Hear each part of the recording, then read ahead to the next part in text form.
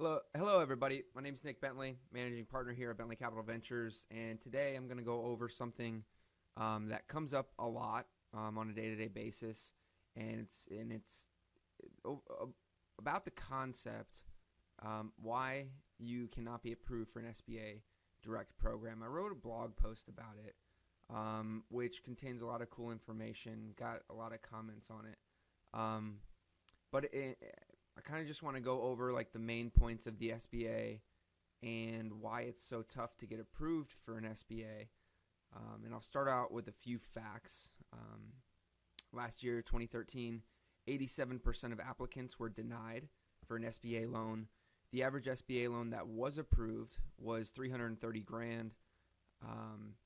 And the SBA is not an organization that lends money. It's not an organization that controls a pool of money. They are not a bank.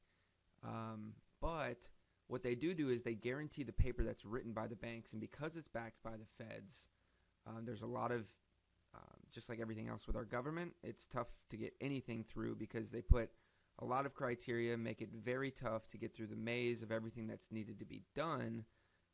So we're just going to kind of go over that. If you're looking for a small business loan, it's not likely that you're going to get approved because they don't make any money on you. They don't make any money on the small guy. Think about it in the terms that they're trying to secure the money that's backed. Unlike what was going on back in 2007, 2008, when anybody could get credit and it was backed by the feds. Any loan issued by the SBA is backed by the feds up to the 85%. So that 85% has to be fully collateralized, and you have to have a guarantee on that loan, personally and business. All of your assets can be at risk if you use this type of program, and everything has to be perfect in your business. And the problem is most business owners aren't perfect. Most business owners don't have the minimum 680.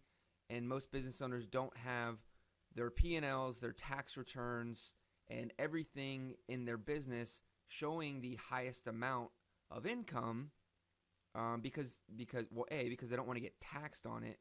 B, business owners always try to show less than what they actually earn to take them out of that next tax bracket. So when you go to get a loan and you're showing less income than what you actually made and you're looking for a decent-sized loan, it's not likely that you're going to get approved for the size loan that you want because your tax returns show less. Your P&Ls might be moved around. You might be moving money in and out.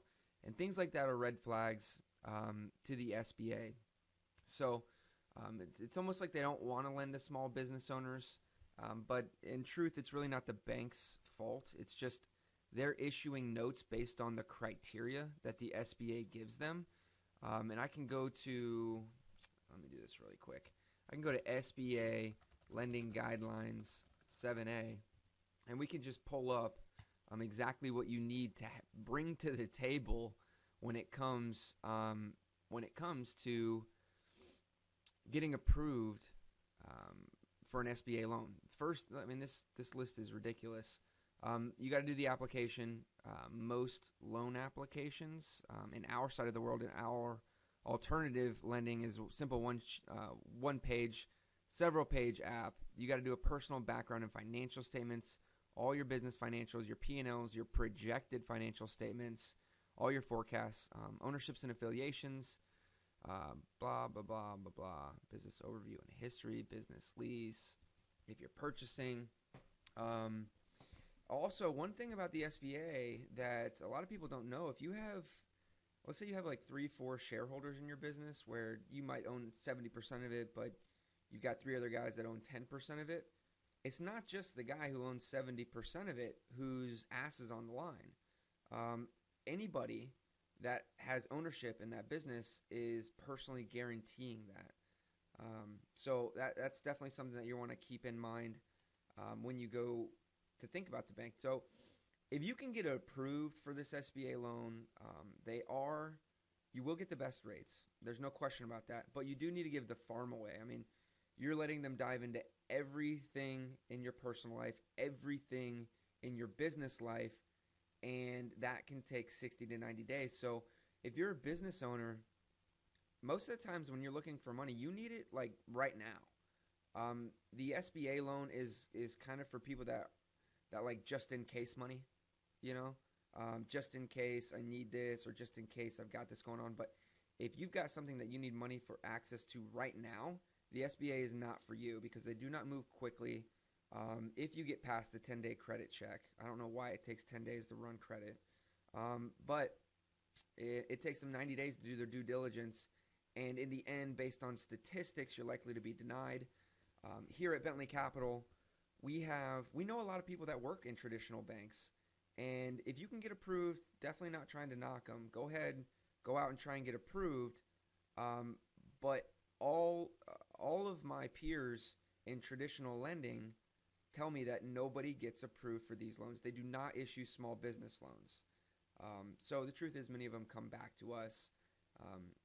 One of the most popular is our revenue-based loan, but we do have many different types of products, including venture capital and private equity, and creative financing for those who think that they have unique situations. So anyways, just want to put together this short little video to go over the SBA program and why most business owners won't be approved for the SBA 7A, which is the Small Business Loan Direct Program. Thanks for joining me.